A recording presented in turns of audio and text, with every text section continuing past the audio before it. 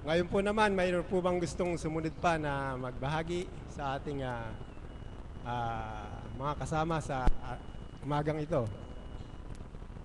Kung wala po, ay tatawag po ako na isa nating kapatid na alagad upang ipahawatig ang kahiwagaan ng Diyos. Atin pong palakpakan si kapatid na Helen.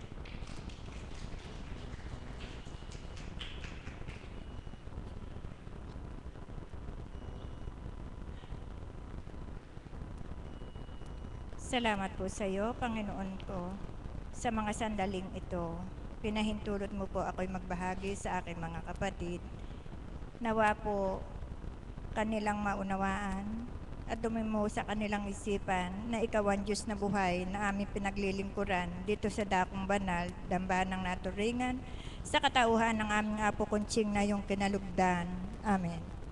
Isang mapayapang umaga po sa atin lahat.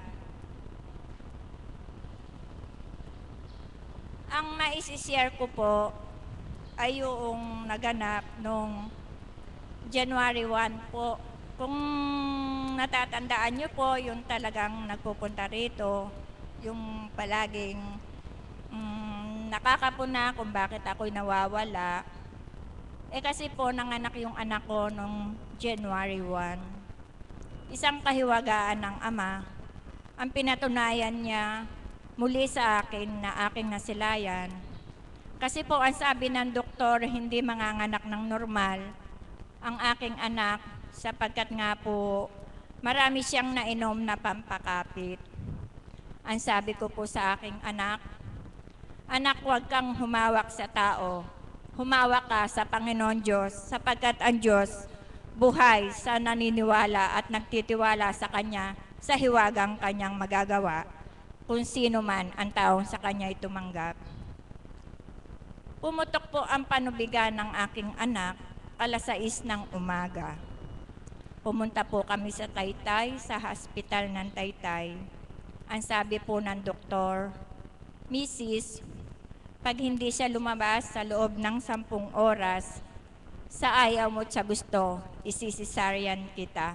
Sabi ko, anak, hindi ka masisisaryan. Alam ko, hindi ka masisisaryan. Hindi pa hihintulutan ng Ama na ikaw ay masisaryan. Nananalig ako, manganganak ka ng normal. Hanggang sa hintay po, kasi po walang hilab eh. Hawak-hawak ko po yung tiyan ng aking anak. Nagdadasal ako. Sabi ko, Ama, alam ko kasama kita.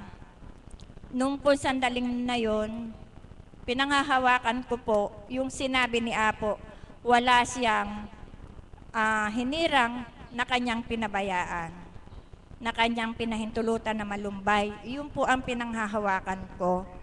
Nung ano po, di ganun po, 1:30, wala pa rin pong hilab.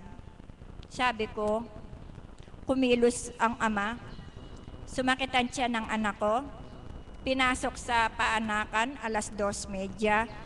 Sabi ko pong ganyan, asaan kaya ang chapel nila? Sabi ko pong ganyan, kasi po noon pa lang ako nakapasok sa hospital na yon. Sa tapat po mismo ng paanakan, luminga-linga ako. Alam niyo po kung sino nakita ko? Larawan ni Divine Mercy. Hindi po ba buhay ang Diyos na pag nanalig ka sa Kanya, hindi Kanya pababayaan? Habang pong nasa loob ng paanakan ng anak ko, nakaluhod po ako doon. Hinihingi ko po ang gabay ng Ama. Sa Kanya ako umasa.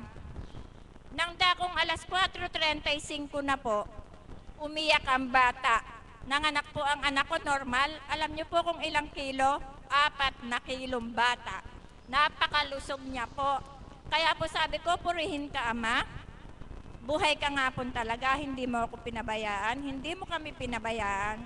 Tunay nga pong dakila ka. Papurit pa sa salamat, patuloy ko sa iyo iaalay. Kaya po nung ano po, malusog po yung apo ko, walang depresya. Kasi nga po, ang dami niya pong nainom nung anak ko ng pampakapit nung pong nagbubuntis siya. Yun po yung isinyer ko noon na 3 buwan dinudugo ang anak ko. Ang gusto po ng doktor, ilaglag. Kasi nga po, giniginawang anak ko, linalagnat. Ang sabi ko nga po sa anak ko, anak, talagang ganyan, hindi pare-parehas ang pagdadalang tao. Ipaglaban mo ang anak ko, ang anak mo. Kung ikaw hindi ko pinaglaban, wala ka sa katayuan mo ngayon. Kaya ipaglaban mo ang anak mo. Nananalig ako kahit anong sabihin ng doktor, sa atin yan dahil regalo siya ng Panginoon Diyos. Tunay nga pong pinatunayan ng Panginoon Diyos. Niregalo niya sa amin yung apo ko, kaya nga po, isang batang babae malusog. Alam niyo po kung ano pangalan? Queen Angelica. Yun po yung pangalan ng apo ko. Tapos nga po, nung pagkaraan ng 10 araw, inalagaan ko po siya, pinaliguan ko. Umuwi na po ako dito para makapaglingkod naman po sa dambana. Ito na naman po yung isa, nanganak na naman po nung Martes. Noon po nanganak, kaya hindi na naman po ako nakapasok. Pero po kahapon na ilabas ko siya. Isang lalaki. Lalaki naman po yung apo ko. Kaya po, tunay nga pong buhay ang Panginoon Diyos. Kung sa Kanya ka magtitiwala, sabi po ng doktor, Sweden po yung aking apo. Di po ba karaniwan sa Swi, nasisisaryan. Sabi ko po sa manugang ko, uli, anak, buhay ang Diyos, pumunta ka sa dambana, ipahaplos mo kay apo ang yun tiyan. Ayun po, umikot yung bata. Nanganak din po ng normal. Kaya nga po, napakahiwaga ng kamay ni apo, di po ba?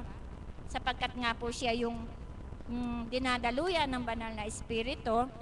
Kaya po kayong mga pasyente, kung ano po yung sabihin ni apo, magtiwala lang po kayo. 100% makakamit nyo po yung kagalingang minimithin ninyo. Napakarami ko pong isi-share. Subalit nga po, kung sasabihin ko sa inyong lahat, hindi po mauubos lahat ang share ko sa maghapon. Napakarami pong hiwagang pinadama sa akin ng Panginoon Diyos. Maraming pagdadalisay, subalit nandyan siya, hindi niya ako pinababayaan. Maraming pagsubok, kuminsan nanghihina, parang wala ka ng pag-asa, pero pag tumawag ka sa Kanya, ibibigay niya yung kagalingan at saka po yung tagumpay ng iyong minimithi. Isang papurit pasasalamat sa Panginoon Diyos. Kaya po tayo, humawak tayo sa Panginoon, huwag sa tao. Doon po tayo magtiwala. Salamat sa Ama. Hanggang dito na lang po.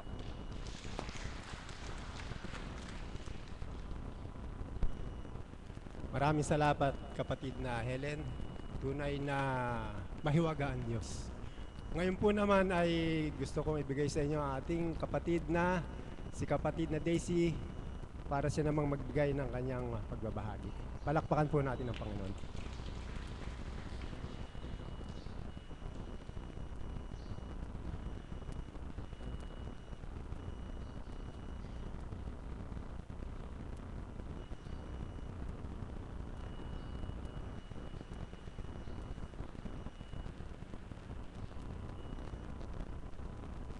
Isa kong pagpupuri at pasasalamat sa ating dakilang likha. Ama, Diyos, Anak, Diyos at Espiritu Santo. Ang talaga pong pasyente dito, yung kapatid ko, na may psoriasis. Sa 8 taon kong pagpapagaling sa ibang bansa, wala akong nangyari. Hanggang nabalitaan namin itong Divine Mercy dito. Ang pagkilala po dito sa amin, una inakay kami ng Panginoon sa tulong ng aking pinsan si Mrs. Julian. Perhaps, siguro po alam niyo, kilala niyo siya. Kay Apo, sabi niya, gagaling yan. Sabi ganun. Apo, sinong Apo? Apo Conching. Apo Conching. Wala tayong Apo ko. Apo, ngalan Conching, Kakpo. Ay, hindi ko po kilala doon si Apo. Sabi niya, lahat ng tao kilala. Sabi, ganun ba? Sabi ko, siguro matanda na, ano. Sabi ko po, kasi Apo, hindi ko ba ang Apo sa atin, ang matanda sa atin, tawag, Apo. Sabi niya, hindi. Ang gulo mong kausap, ano. Sabi ko po sa kanya, hindi. Sabi niya, sige. Sabi ko. So hanggang pong pinag-drive po kami ng driver namin dito. Kasi kahit na ako taga-Candaba, hindi ko po gala. Pagkatapos na isang puntahan ko, diretso na sa bahay. Kaya ang paligid po hindi ko kilala. Hanggang nag bike tour ang yung dating driver namin. Tinignan talaga itong lugar na to. Kita, sabi niya, alam po na ang paligid, Divine Mercy. O sige, sabi ko, pag-drive po kami. Nag-drive po kami. Hanggang natunto namin to. Noong unang araw ng pagpunta namin dito, the very first day, ang mensahe ho ni Apo, parang ako ang tinamaan. Sabi ko, ano ba sinabi mo kay Apo? Sabi ko kay Mrs. Julian. Bakit dinagdal mo yung hindi maganda sa akin? Sabi ko, hindi, wala ko sinabi. Kung sinabi ho niya kagad na si Apo ay dinadaluyan ng banal na espiritu, then maiintindihan ko po kasi merong ginagamit sa ibang bansa, ganyan din. Na yung mga future na sasabi niya sa tulong ng banal na espiritu. Tapos pag ako tinamaan, ikaw yun, sabi ng kapatid ko. Pag siya naman, ikaw yun, ganun po kami. Hanggang natapos ang gawain dito, pauwi na kami, yun pa rin mensahe ni Apo ang aming pinag-uusapan. Pag nagpapahid ako ng aksipa sa kanyang likuran, mensahe pa rin ni Apo. Hanggang pagtulog namin, mensahe pa rin. Kinabukasan, mensahe pa rin ni Apo. Sabi ko, parang wala tayong pagsasawa. Oo nga, sabi niya. Apo ka, sabi ko, ako tilamaan, hindi na ako pupunta. Sabi ko, yun po hindi pagpunta, yun ang pag-udyok ng Panginoon sa akin na gusto ko pupunta dito. At 9 o'clock, nag-shower na po ako, naghahanda na ako dito. Sabi ko, ano ba ito? At bang meron dito na parang ayaw kong iwanan, sabi ko. Hanggang kung ako rin nagka-problema, tinatawagan ko si Apo. Ako po ay nagpapasalamat sa Ama na kahit anong oras mo siya tawagan, nandun siya. Nagbibigay ng advice at sasabihin ho niya yung hindi ka malulumbay sa mga sinasabi niya. Pinalalakas niya ang kalooban mo. Hanggang para may magnet dito na hindi ko alam. Basta at 9 o'clock.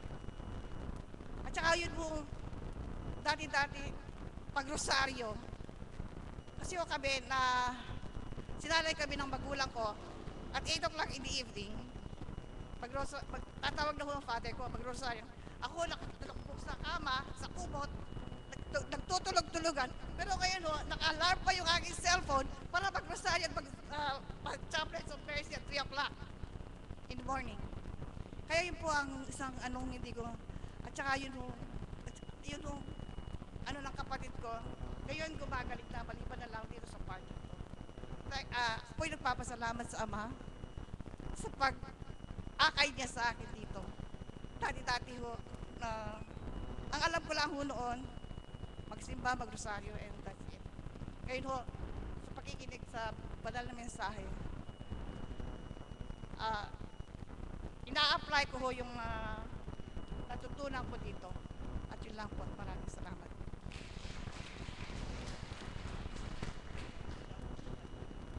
Maraming salamat po kapatid na Daisy sa inyong magandang pagbabahagi. Ngayon po naman ay mayroon po bang gusto pang mag-volunteer sa ating po mga bagong suki, mga pasyente? Mayroon po bang gustong magbahagi sa inyo? Huwag po kayong kabahan. Gusto po lamang natin na ipahayag ang tunay na pangyayari sa ating buhay na may kaugnayan sa ating Panginoon. Sige po, ito po na isang kaibigan.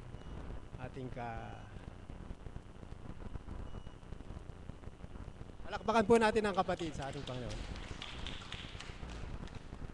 Isang magandang umaga po sa tanghaling ito.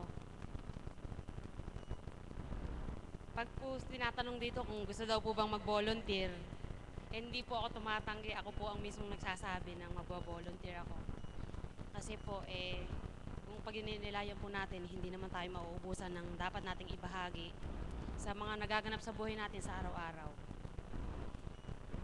Nahihiya po ako medyo kasi nandiyan po yung tatay ko. Kasi po yung tatay ko po na yan, lagi po niyang sinasabi, may sakit siya. Sabi ko po, wala kang sakit. Lagi po namin yung pinagtatalunan sa bahay. Sabi, nararamdaman nga ako. Sabi ko nga sa'yo, kaya ka pumupunta ron eh. Dahil wala kang nararamdaman, para ano pa. kung nananampalataya ka po kasi talagang iisipin mo, kaya mo. Huwag mong sasabihin, masakit ganito ko, masakit ka. Lagi po namin pinagtatalunan yan. Doon nga pong isang umaga, nilipat ko siya. Kasi may bahay na rin po akong sarili. Tapos sa family house po namin. Sabi ko, Tatang, hindi ba kako ikaw ang tinumbok ng mahal na apo Pag aminin mo man kako sa akin, hindi totoo yun. Kasi kako tuwing nagtatalo tayo sinasabi ko na sa'yo, wala kayong nararamdaman. Sabi nararamdaman nga. Sabi ko, ikaw nga yun. Sinabi ni apo, sumagot pa sasabihin pa sa may nararamdaman. Sa totoo lang po, yung pong sakit kasi ng tatay ko, nervyos. Yung tumataas ang presyon, high blood. Ganun na nga po yung isip niya, dapat po lalabanan niya yun. Kung tutuusin ka, lakas-lakas niya. Pero natutuwa po ako, pumunta na po siya rito. Nalapit po siya sa Panginoon. Hindi ko kagaya dati nasa bahay, lagi pong nag-iisip ng kung ano-ano. Punong-puno na yung isip. Sa kakaisip mo magkakasakit ka kahit wala kang nararamdaman. Dahil taas nga po ng presyon niya yun. Kaya po, nagbahagi po ako sa inyo. Ako po marami ng pinagdaanan sa buhay. Pero minsan hindi po sumagi sa isip ko na magtampo sa Panginoon. Sapagkat sa bawat pagsubok po at pagdalisay niya sa atin, higit po nating mararamdaman yung pagmamahal niya. Kasi po ako ganun pag may pagsubok na dumarating sa buhay ko, damang-dama ko ang Panginoon. Minsan hindi ako nagtampo sa kanya, hindi ako nagtanong. Ako po nawalan din ng anak. Pero dahil sa matibay ang pananampalataya mo, kaya mo pong labanan yun. Sasabihin mo, kahirap po ng kapapanganak mo, syempre. Kagaya niya, siya po si Rochelle. Nawalan din po siya ng anak.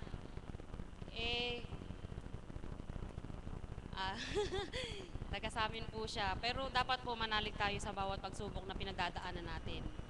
Kasi po, sa totoo lang mabait po ang Panginoon. Bilang tao, alam mo po sa totoo lang bilang tao, karangalan ko po yung kalugdan ako ng Diyos. Yan po yung pinagsusumikapan ko.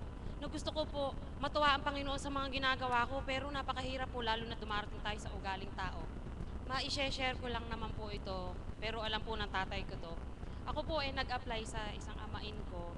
Nag-apply ako sa kanyang trabaho po, sapagkat siya nga daw yung manager, kesyo ganyan. Nang nag-apply ako sa kanyang trabaho, nagpasa ako ng resume. Hanggang sa pinaasa niya ako ng pinaasa. Pagkatapos nabalitaan ko yung resume ko pala nilukot lamang niya. At pagkatapos po niyang nilukot, nang tinapon niya, yung mabait kong kapitbahay, dinala pa sa maraming tao at pinag-usapan pa aking resume. Sapagkat nasa Panginoon ka nga po, salip na sugudin mo yung taong yung kagalitan mo, nangyari na, nagawa na niya. Kailangan po, kung masama man ang loob mo, ipagpasa Diyos mo na lang. Kasi sa totoo lang, kung papatulang ko, magkakagalit lang kami. Sinabi ko nilang po sa aking sarili na siguro hindi ako para doon. Pero masakit po. Siyempre kahit naman sino, di ho ba, pambabastos na yun Kung sabi ko nga gano'n sa amain ko, kung hindi niya ako gustong tanggapin sa trabaho, di sana, nilamukot na lang niya o di kaya sinunog para di ko nakita. At di pa nalaman ng mabait na kapitbahay, pinakita pa sa mga raming tao. Sapagkat nasa Panginoon ka po, pag kasi nasa Panginoon ka, galit ka man, kaya mo magtimpi. Yun po sana yung ating pagsumikapan na magtimpi.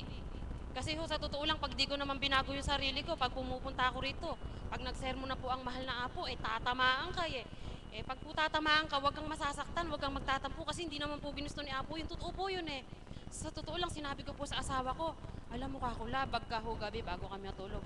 Alam mo kakulab, si apo, alam niya kako kung ano yung ginagawa ko sa buhay ko, bakit ganun? Sabi po ng asawa ko, ako naman kahit di mo ako maaya dun, ako naman kay naniniwala sa mahal na apo.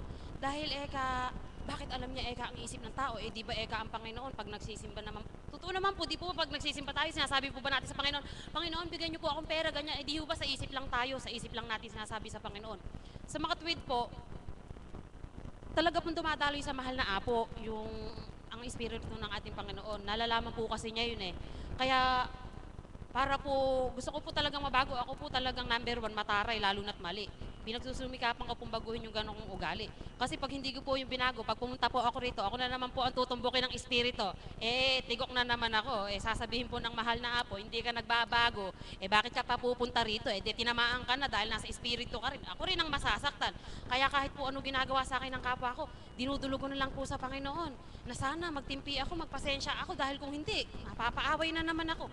Kaya po wala po hindi ibibigay ang Panginoon Wala po siyang hindi ibibigay. Kaya po nagsusumikap ako sa Panginoon na karangalan po sa akin bilang taong nakalugdan yan. Dahil po siya, sa oras na tawagin mo kanyang pangalan, at taimtim sa iyong puso, kahit saan ka manggulo, ano man ang pinagdadaanan mo, isatawid ka niya. Ganyan po kabuti ang Panginoon at tinatanaw ko pong malaking utang na loob sa Panginoon yung ganon. Sa totoo lang po dumarating sa punto na kami po kasi 8 magkakapatid, pero 2 lang kaming babae. Dumating po sa puntong nag-away yung aking mga kapatid. Sabi kong gano'n sa sarili ko, Panginoon, paano po silang aawatin ng aking mga magulang kasi matanda na po yung nanay ko, may nararamdaman. Tatay nga naman po, mataas ang presyon.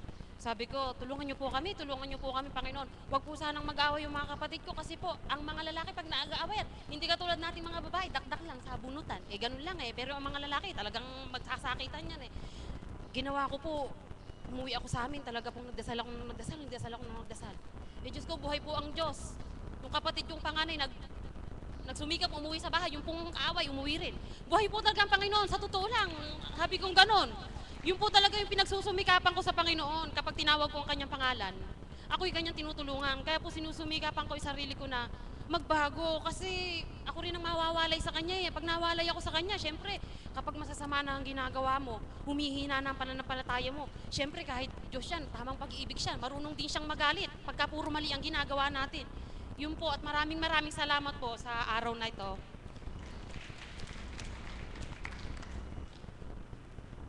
Maraming salamat po kapatid.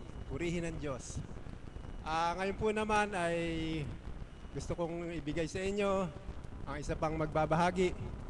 Nagkataong siya po ang nanay ng aking mga anak at lola ng aking mga apo. Tawagan po natin si Chang. Purihin ang Diyos.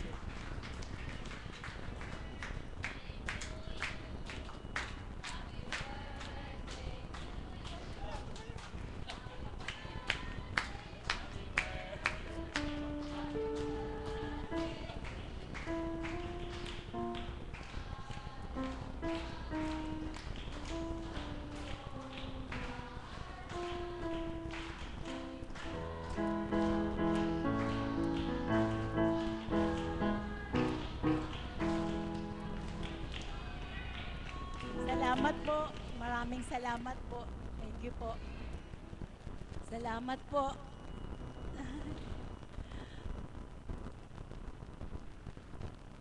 Una po sa lahat, maraming salamat sa Ama sa pagbibigay niyang panibagong buhay.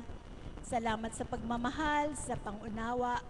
Salamat sa pagpapatawad. Lalo't higit, salamat po sa panibagong mission. Salamat po.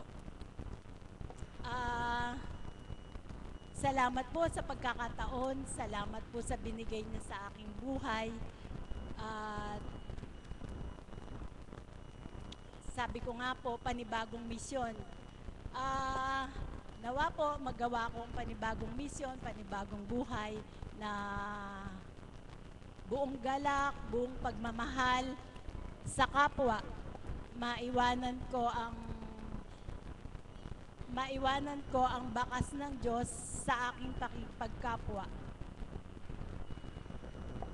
At salamat po sa binigay niyang partition para sa akin, tulad ng tinurang ko kagabi na binigyan ako ng partition na naganap ang kagustuhan ng banal na espiritu sa pamagitan ng mahal na apo. Kami po nakabiyak ng puso ko na sa aking birthday may plano kami, may pinaplano po kami. Nung pong papalapit, nakausap ko po ang mahal na apo. Sabi niya po, Chang, saan po pa tayo magbe-birthday? Sabi ko, hindi po ako makakasama kasi po ayaw ng kabiyak ng puso ko at saka nga po may plano na kami. Ngayon po, pinagnilayan ko po ang tinura ng mahal na Apo Kunsing kinabukasan. Sabi ko, parang nakakahiya naman ako, may plano kami bilang tao. Ngayon po, ang kinausap ko ang kabiyak ng puso ng mahal na Apo na meron pinaplano, meron po kami napag-usapan. Tulad nga po ng tinura ng mahal na Apo Kunsing na dapat doon kami matutulog sa taga Nabotas, and then kinabukasan magsisimba at yun nga po, 5 simbahan ang pupuntahan. Sa plano ng tao bilang sa kabiyak ng puso ng mahal na Apo, dahil hindi naman ayoko naman pong dumirekta sa mahal, kabiyak ng puso niya ang kausap ko, sabi niya kausapin ko daw ang mahal na Apo. Sabi ko, ikaw na. Ngayon, kung ano, nagdasal ako kung ano po ang kalooban niyo, yun nga po ang naganap na sabi ng Banal na Espiritu sa pamagitan ng mahal na Apo, hindi na kami matutulog at kami lalakad ng maaga at magsisimba. At nagsimba nga po kami sa 5 simbahan at yung bawat simbahan na pinuntahan namin, tulad nga po ng tinuran, una, Banal na Espiritu, sumunod ang Mahal na Ina, at pagkatapos ng Mahal na Ina, nagkaroon ng Kristo at Nazareno. Pagkakaroon ng Nazareno, Divine Mercy. At pagkatapos po, natapos po kami sa Holy Trinity. At siguro po mga 3 years ago, nangyari na po sa amin yun, magkakasama din po kami.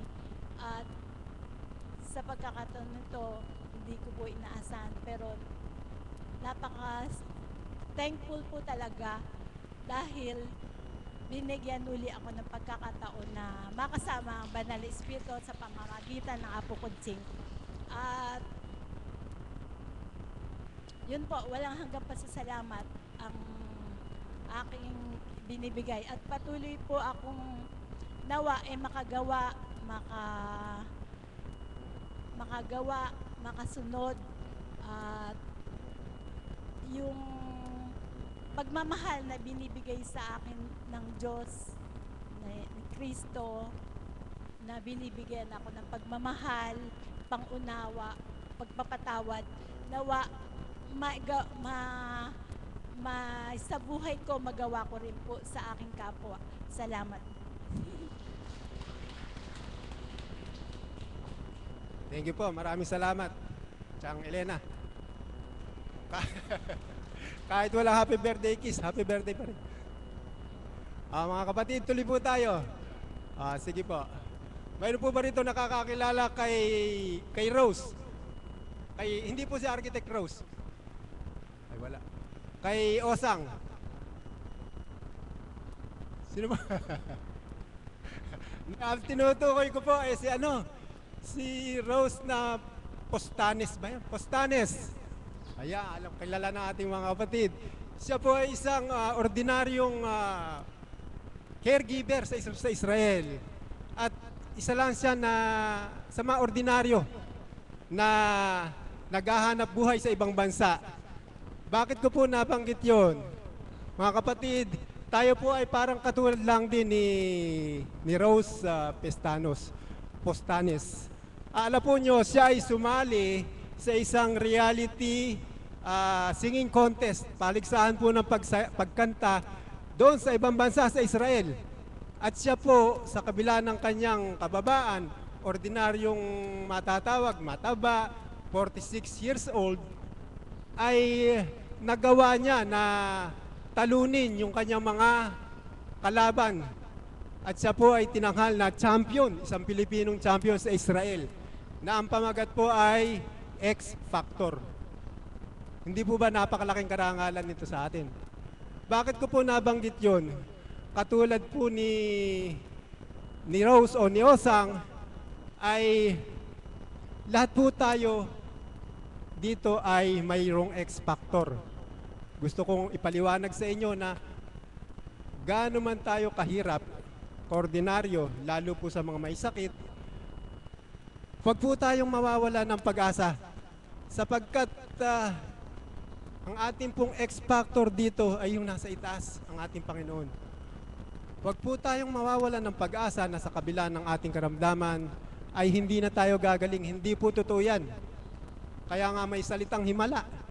Kaya nga may salita na ganun, ay binibigyan tayo ng pag-asa ng Diyos para tayo ay huwag mawala ng pag-asa. Kaya nga tayo ay patuloy at patuloy na umasa na ang Diyos ay buhay. Naririto po sa ating paligid. Iniintay lang niya na mapansin natin siya. O kung hindi naman, ay magpapapansin siya sa atin para madama natin siya. Kaya sa mga pasyente po na nandito, ay patuloy tayo magbata. Huwag po tayong mawawala ng pag-asa. Andito rin po ang ating ang kinalugdan si Apo Konsing tutulong sa atin para humiling sa ating Panginoon na tayo ay kanyang gabayan, tulungan at gumaling sa ating mga karamdaman. Hindi lang po sa ating kaluluwa, pati na po sa ating mga katawang may sakit. Okay. Sa iba naman po, mayroon naman gusto pang mag-share. Mga kapatid, ay, tapos ka na po. Okay naman po. Gusto ko pong tawagan. May tinuturo si Tata Apyong. Sino po ba tinuro nyo? Baka ayaw naman.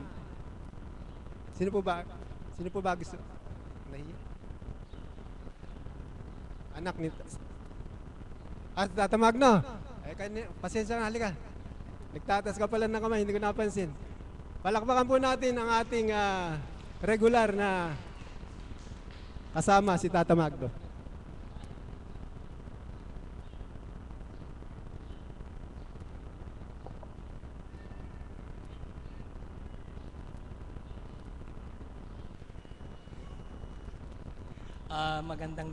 Magandang umaga po sa tanghaling ito. Ako po ay nagpapasalamat. Ako po ay mag-aalay ng awit sa ating banal na espiritu at sa ating mahal na Apo Konsing.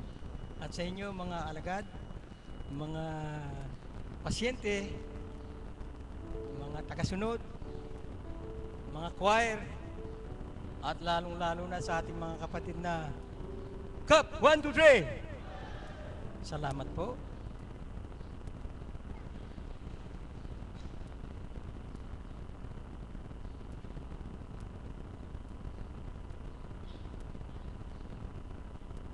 Ang buhay tulad ng isang awit lamang, mayroong simula at may katapusan. Ang araw at gabi lumulungkot hirang sa mga suliranin, pinaglalabanan ang aking pagkukunwari sa buhay. Pagbabalat kayo sa katotohanan, anuman ang aking maging kapalaran, tanging Diyos lamang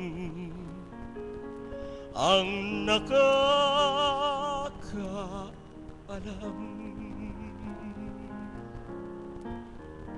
Ang buhay tulad ng isang awit lamang,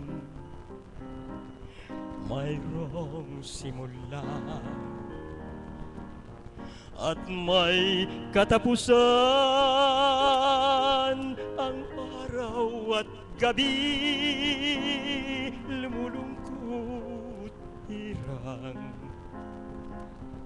sa mga suliranin, pinaglalabanan ang aking pagkukunwari sa buhay. Pagbabalat kayo sa katotohanan, anuman ang aking maging kapalaran. Tanging Diyos lamang ang nakakaalam.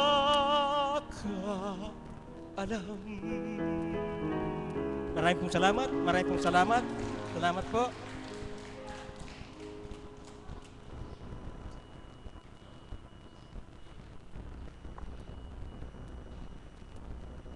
Kay ganda ng buhay,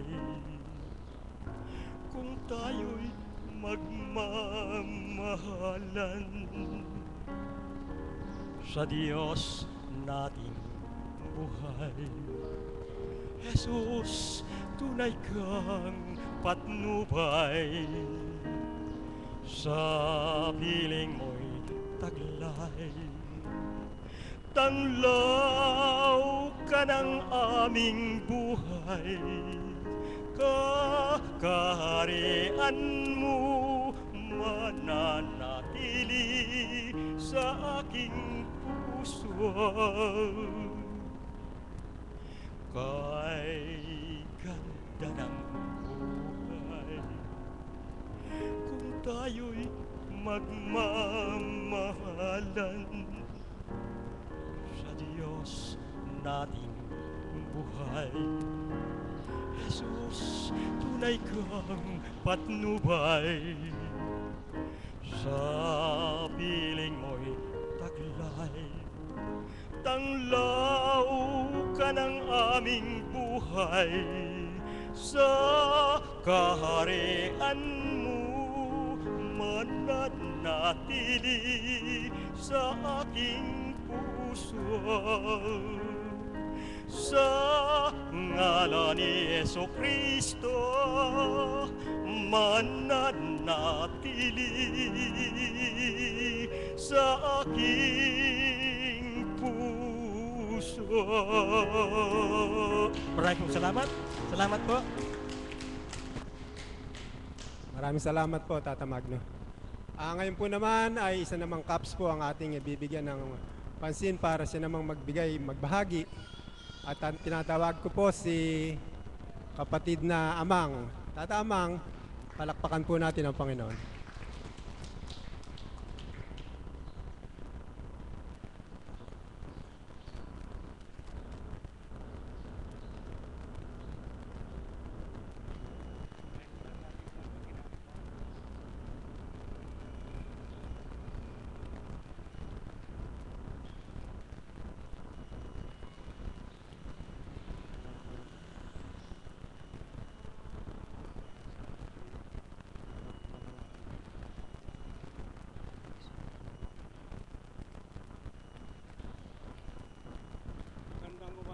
Sa tanghaling ito,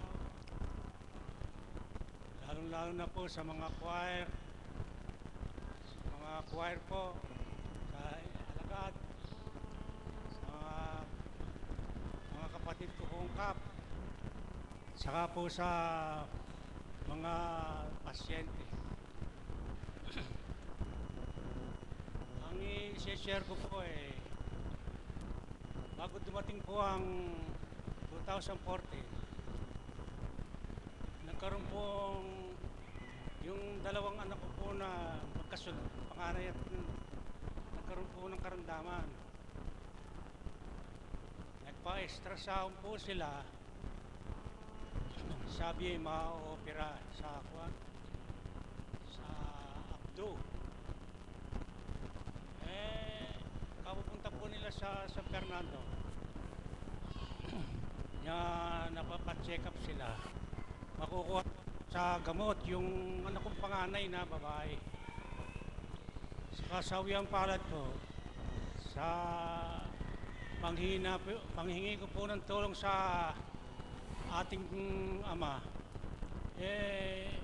hindi na po naoperahan. Nakuha po sa gamot. kahit doon po siya pumunta sa San Fernando, hindi na po naoperahan. Yun nagpapasalamat po ako sa ating Panginoon. Kalawa pa po, yung anak po na yun, iniwanan po ng asawa na 25 taon, hindi po inuuwian. Pati po mga anak niyang 3, hindi niya inasikaso. Ngayon po, pagkaraan ng 25 taon, bumalik po riyan, puro bayag. Meron po bang ganun? Meron po pa palang taong gano'n? Hindi ko po akalaing mangyayari sa aking anak yun. Pero ako po kahit paano, hindi ko po pababayaan ko mo anak ko. Hindi ko pinabayaan. Pero gano'n naman po, tinanggap pa rin po ng aking anak. Pagdating po riyan, yun lang po sigarilyo, pinauutang pa. Inuutang pa ho ng anak ko. Ako po nagpapasalamat sa ating Panginoon kahit paano nawala ng pumupunta po rin yung anak ko ngayon ata wala rito. Medyo masaya na po ang kanyang kalagayan ngayon. Ang isa po yung pangalawa kong anak na lalaki. Nagpa-check up po sila kay Castro. In-ultrasound po ng doktor doon. Ang sabi po ma-opera sa Atay din. Ay sa Abdo. Nang ulitin po, mayroong dumating na isang doktor. Kung po pala, yung ulcer. Ang sabi po ng pormero, ma-opera daw po 70,000. Ako po yung anak ko wala namang po pera. Ang nangyari po bandang huli po hindi na po ooperahan dahil sa ulcer lang pala. Ayun po, awa po ng poon, awa po ng ama, pinagkuhan lang po ng gamot. Sa gamot lang daw po makukuha na.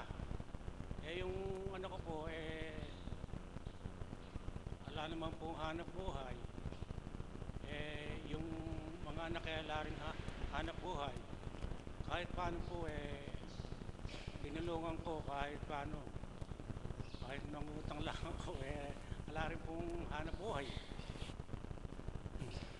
At saka kalungkot po, papasalamat ako sa ating Panginoon at hindi na po naoperahan ang aking anak na yun. Dahil sa 70,000 po operahin, saka tapos siya yung pang mga gamot. Saan ho kukunin? Nagpapasalamat nga po ko sa Panginoon at hindi na po naoperahan. At saka isa pa po yung sa tawag ang aking anak na si Larry, yung pong anak niyang ay na nag-aaral napasa po sa board. Kung pasasalamat yung apo na yun kahit paano rin sa kanyang magulang. Malaki pong tulong sa pamilya namin. At ikalawa pa po, ikatlo po ako po di ko maalam ng aking kalagat. Bakit po pagkagabi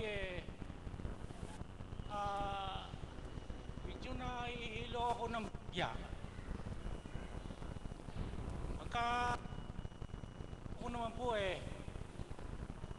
wala na, naayos na. Hindi ko po nga akalain na yun naman pong presyon ko mababa naman po, mga 140 lang, 130 ganun, over 80. But pag upo ko po sa aking kama nagdidilim ang paningin ko. Pagka tumayo naman ako nun, nawawala. Kanya na tumatawag po ako sa Panginoon na sana'y mawala yung aking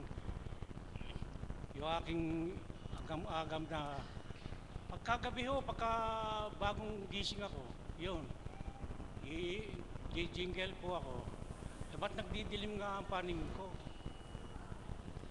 Yun po ay isa ko pong pinagkukan sa ating Ama na sana'y mawala sa akin iyon. Hanggang dito na lang po at papasalamat ako sa ating Panginoon at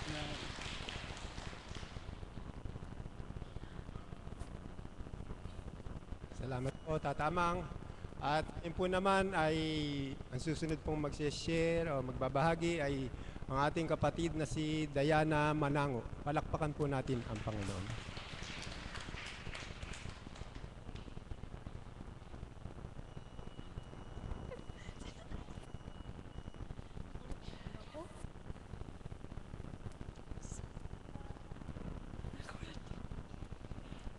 Magandang umaga po sa inyong lahat. Taga dito rin po ako sa Paligi. Pasensya na po, di ko pa akalain tatawag ako. Ang share ko lang po yung tungkol po sa buhay namin nangyayari. Yung asawa ko po, dati po siyang alagad dito. Nagsasamba po siya, pero ngayon po may karamdaman siya. 5 months na po siyang lumalaban sa sakit niya. Pero nagtitiwala po kami sa Panginoon na gagaling po siya kasi one time na rin po ako napagaling ng Panginoon. Nung pong hindi pa po kilala tong simbahan na to na hindi pa po siya na-internet or dyaryo.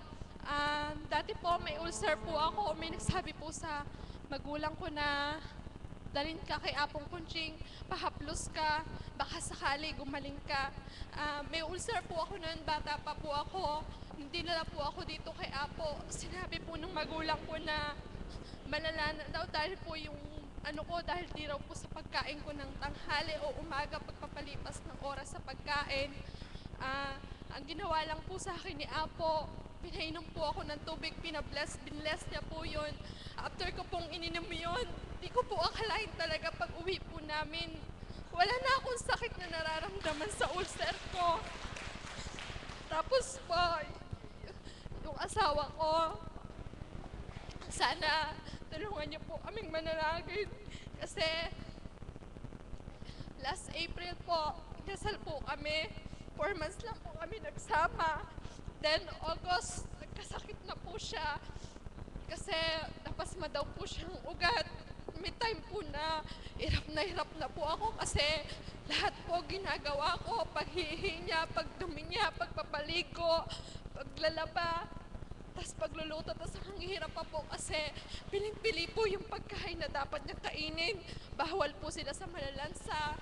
Kaya minsan po sabi ko sa Ama, Ama, bakit ganon? Binigay mo sa kanya yun. Ang dami naman ng iba yan. Minsan umiiyak po siya sa akin. Sabi niya, di naman ako masamang tao, ba't binigay sa akin to? Siguro kung hindi ganito balat ko, ang dami ko nang napasukan na trabaho. Sabi niya po sa akin yun. Sabi ko, huwag kang mag-alala, ibinigay sa'yo yan kasi hindi ka bibigyan ng karamdaman kung hindi mo kaya. Tapos po, alam niyo po, ayaw niya pong magsimba dito. Bakit po? Kasi nahihiya po siya sa balat niya na pinapitinginan po siya kung ano-ano po sinasabi sa kanya. Sabi ko, naging alagad ka na. Sabi ko ganyan, sana naman magsimba ka. Sabi ko, parang awa mo na. Hindi ka gagaling kung hindi ka haapak ulit sa dambana na dati mong pinaglingkuran. Tapos sabi niya, sige Main, magsisimba ako. Pasensya na kasi nawawalan ako ng pag-asa na gumaling ako. Minsan po naririnig ko, gabi-gabi sinasabi niya sa akin na, Main, ang sakit at tagliran ko, sana mamatay na lang ako para hindi na kita mahihirapan. Kasi mas lalo ako nahihirapan pag nakikita kitang nasasaktan. Kasi parang hindi man ako nakapagbigay ng saya sa'yo. Kasi kung kailan po kami kinasal, pero 5 years and 4 months ko po siya naging boyfriend. Pero nagsama po kami 4 months lang. Tapos hanggang ngayon may sakit pa po siya. Kaya sana nga po gumaling na po siya. Sana tulungan po siya ni Apo na manalangin. Sana huwag po siya mawala ng pag-asa. Lahat din po kayo ng may sakit. Basta magtiwala lang po kayo, nagagaling kayo. Huwag po kayong magtatanong sa kanya na, bakit mo ibinigay sa akin to? Lagi niyo pong pakakatandahan na ibibigay sa inyo yan kasi kaya nyo. Sakit nyo yan. Huwag niyong iniinda na masakit to, masakit yan. Sana po, lagi niyong pasalamatan ng Diyos kasi tuwing pagising nyo, buhay pa rin kayo. Yun lang po. Maraming po salamat. Maraming salamat, kapatid na Diana. Ngayon po naman ay gusto kong ibigay sa inyo ang ating Mother of the House sa pagpapalalim ng ating pananampalataya. Salamat, Ma, muli sa araw na ito ay ipinagkaloob mo upang maghayag ng iyong kabutihan, kagandahang loob sa bawat isa, upang patuloy maramdaman ng lahat ng anak mong pumaparito na ikaw ay Diyos na totoo, buhay sa dakong ito sa pamamagitan ng Espiritu Santo sa katauhan ng aming mahal na Apo Kunching, na tuwirang tumutupad at gumaganap para sa iyo. Amen. Buhay po ba ang Diyos? Alam niyo po, bawat araw, anak, sino yung may karamdaman? Kahapon, nakita ko po siya kahapon. Hindi ko siya namukhaan na siya yung dating alagad sapagkat umibay po yung mukha niya. Ano po? At, anak, manalig ka. Pagtiwalaan niyo po sa sarili niyong bayan. Kung magtitiwala po kayo na ang Diyos ay buhay sa katauhan nating mahal na Apo Kunching, kung kalooban pa ng ating Ama na bigyan siya ng karugtong at mas higit pa na makinis na kanyang pangangatawan, walang imposible. Amen po ba yun? At para po sa may kaarawan, Tita Elena, wala ka kahapon. Maraming salamat po sa kalooban ng ating Panginoon sa may mga kaarawan po kahapon kay kapatid na Nilo at kay Tita Elena. Karampot lang po pagbati kay Tita Elena at kay Tito Nilo. Sa katotohanan po bilang Mother of the House at alagad, naalala ko sa kanya yung salita niya na, tingin lang, sapat na. Nakaguhit na kayo sa puso ko. Ganun lang po siya katipid magsalita. Yung may birthday kahapon si Tia Elena, yung salita kanina, no po, na hindi po nabigyan ng kaukulan para batiin ng lahat ng alagad. And in behalf of ating mahal na Apo Kunching at bilang Mother of the House sa aming mga alagad, salamat po Tita Elena sa pagmamahal niyo po sa aming lahat. Sa tuwi na po kapag nagtitext ako sa kanya, yun lang po yung sinasambit ko sa kanya.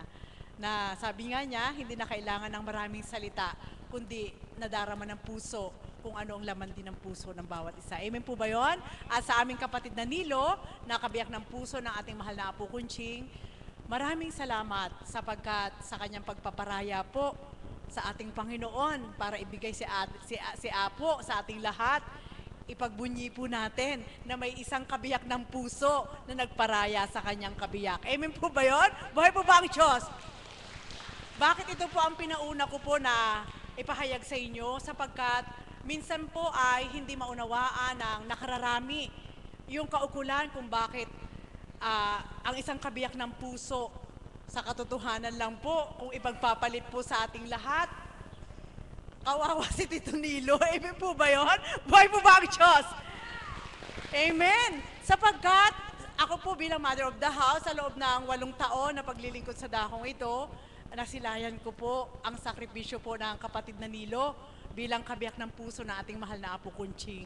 At sa katotohanan po, hindi po ito isang pagpaparangal, kundi sadyang ibinigay na rin ng ating Panginoon ang pagkakataon para makilala niyong lubos, sapagkat naalala ko lang po noon, nung bago-bago pa lang ako na alagad, pagkakataon na para ipahayag ko po ito sa inyo, na 2 years pa lang po akong alagad noon, hindi ko pa masyadong maunawaan kung ano yung bahagi ng Diyos sa buhay ko. Nagkakaroon po kami ng vision, naririnig ko po yung tinig, at pagdaka ay may tinig na nagpapahiwatig, tapos may nakikita po. At isa po si Tito Nilo. Nung madaling araw ng aking pagising, mga 2007 po yun, pinasilay sa akin ng Ama na ang kaputian ng sutana ng mahal na Apo. At take note po ha, malapit na po anibersaryo ng kaputian ng sutana ating mahal na Apo Kunching. Bakit po ito binahagi? kulay puti na puting-puti na parang ibinaba sa lupa at nakita ko po doon ang dami-daming tao. Subalit nung time po na yon, ang nagsalita po ay hindi ang mahal na apo. Ang bulong po sa akin kaisipan ay ito, anak, sulong hanapin mo si Danilo Sanchez. Yun po yung kabiyak ng puso ating mahal na apo Kunching. Bakit po, Ama? Sapagkat nais ko siyang parangalan sa paghahandog niya kay Constancia sa akin. Buhay po ba ang Diyos? Amen po ba yun? At doon ko po nagkaroon ako ng malalim na paninilay na kung ating pong bibigyan ng kaukulan, si kapatid na Nilo, hindi man po siya nakapagsalita kahapon, subalit bilang mother of the house, isa po ako sa saksi kung paano po siyang nagpakasakit para maihandog ang ating mahal na apo sa ating lahat at bagdaka ay tumupad kaukulan para sa ating Diyos sa pagpaparaya po. At naalala ko rin po noon nung humahayo pa, si kapatid na Nilo po, iniiwanan ng mahal na apo kahit may sakit. Amen po ba yun? Bakit ito po ang pinauna ko pong pagpapahayag sa inyo para totoo? Sa dakong ito, ang isang kahilingan ng mga lingkod ng Diyos na matapat, hindi lang lingkod, maging kayo po, taimtim po kayo at maging matapat sa Diyos. Isang kahilingan lang, natatarok na ng Diyos kung ano yung gusto nyo. Amen po ba yun?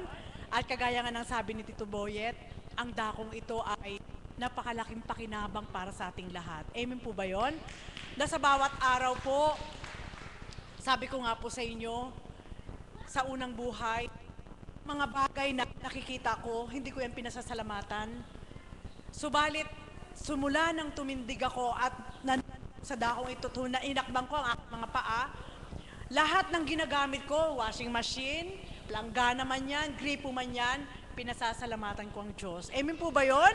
Sapagkat, naalala ko po, yung teknolohiya po na karunungan ng tao na ginagampanan sa mundo, kung ikaw bilang pagkatao at isang lingkod ka, yung washing machine, napakalaking tulong sa amin. Amen po ba yun?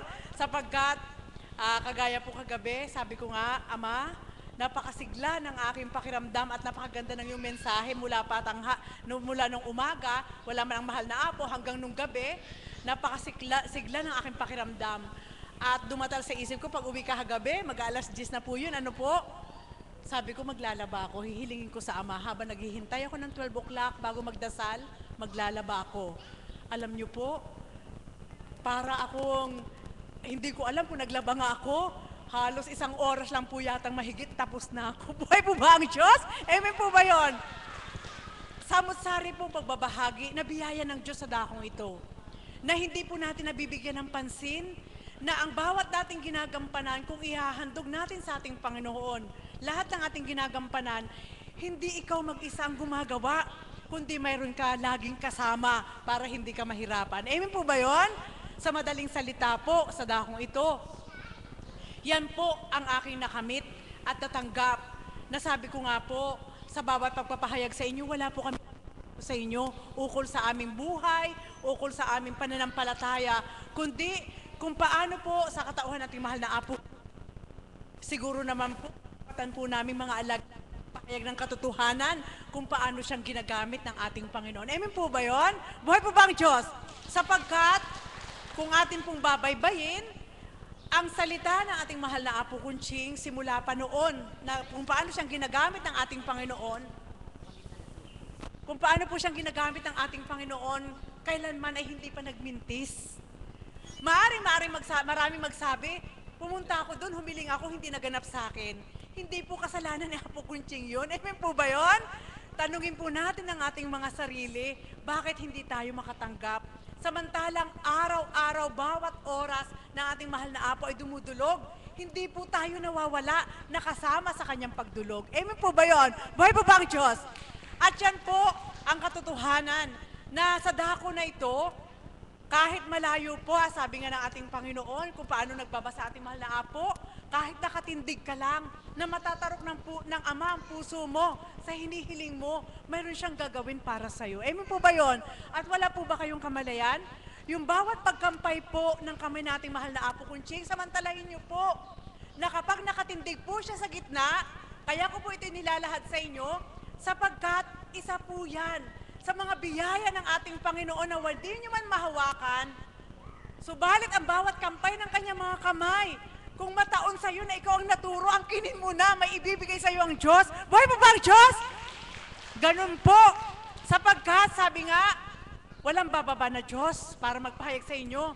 Subalit may daluyan. Amen po ba yon? At sa pamamagitan nating mahal na Apo Kunching, na siyang daluyan ng biyaya ng ating Panginoon upang maihasik sa ating lahat, huwag niyo pong sayangin. Sapagkat mula sa sutana, buong pagkatao mula ulo hanggang talampakan, lahat ng partes ng kanyang katawan, kung kayo'y magmamasid lamang at dadama na hindi tao ang sa inyong harapan, kundi may Diyos na nagsasalita sa kanyang katauhan, mararamdaman niyo po, kahit hindi kayo magsalita, mayroong gagaling sa inyo. Amen po ba yun? Nawa po, ang karampot na patutuon na ito ay lagi niyo pong damhin. Sapagkat sino man ang tumindig sa harapang ito, kung magtitiwala lang kayo, marami nang nasaksiyan ng mga alagad, ang mga kaps, kung paano silang minamahal ng Diyos sa pamagitan ng mahal na Apo Kunching. Nawa po kayong lahat. At yan po, ang sa tuwina ay inilalayon po namin na maramdaman nyo upang tayong lahat na pumaparito ay laging masaya. Sapagkat kung maramdaman ng Diyos na tayo masaya sa kanyang pagtupad, higit na masaya ang Espiritu upang sa ating mag-alay. Muli, magandang umaga at maraming salamat.